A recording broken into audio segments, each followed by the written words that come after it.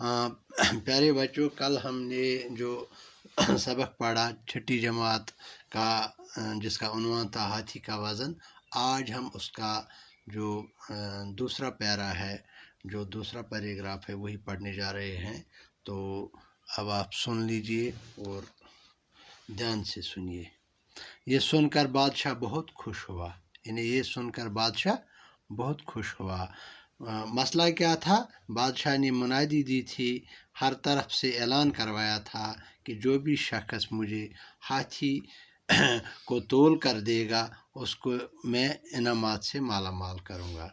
ये सुनकर जब एक आदमी उसकी खिदमत में हाजिर हुआ तो उसने कहा कि मुझे हाथी और सोना चांदी रुपया वगैरह आप दीजिए, मैं और मेरे साथ दरिया पर आइए तो मैं आपको हाथी के वज़न के बराबर सोना चांदी वगैरह तोल के दिखाऊंगा। तो ये सुनकर बादशाह बहुत खुश हुआ।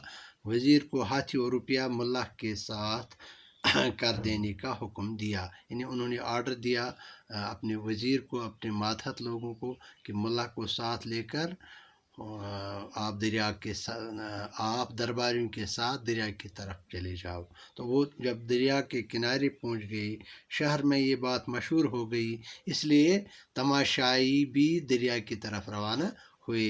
प्यारे बच्चों, आपको पता है जब कोई नई चीज़ होती है, गाँव में कोई नई तरह से कोई ऐलान होता है तो हर तरफ लोग दौड़े आते हैं। तो इसी तरह ये बहुत ही बड़ा मसला था, इसलिए हर तरफ से लोग वहाँ तमाशाई बनकर आए, क्योंकि उनको तमाशा देखना था कि ये कैसे तोलेगा। जो नामुमकिन काम था अब ये मुमकिन होने जा रहा है, तो ये कैसे हाथी को तोल के दिखाएगा।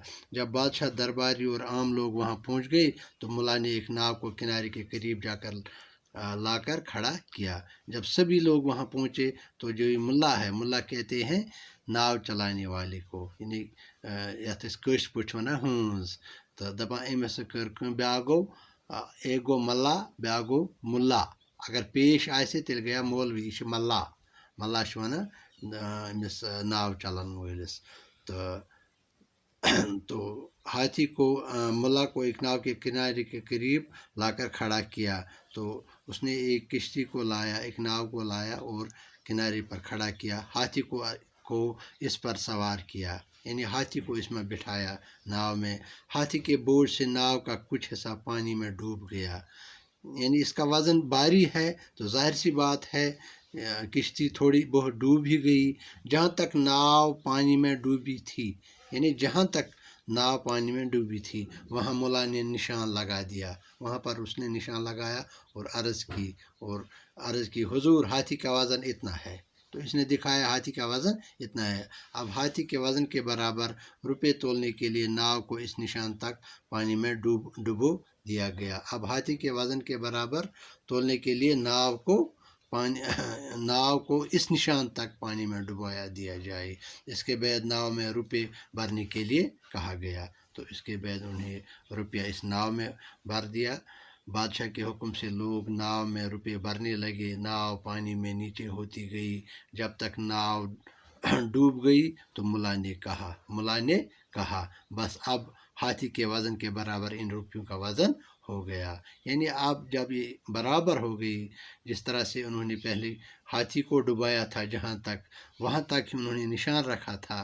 तो अब रुपया पैसा इसमें नाव में डाला तो उसी निशान तक जब ये पहुँचा, अब उन्होंने कहा बस कीजिए, अब ये बराबर हो गया।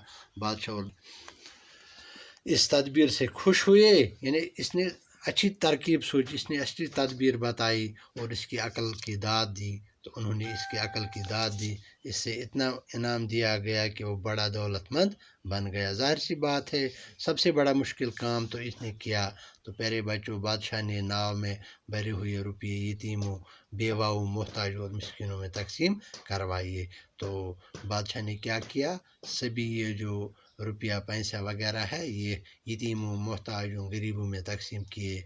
तो ये इसने मन्नत मांगी थी कि मैं अगर ठीक हो गया, मेरी सेहत ठीक हो गई तो मैं हाथी के वज़न के बराबर रुपया पैसे तोल कर गरीबों मोहताजों में बांट दूंगा।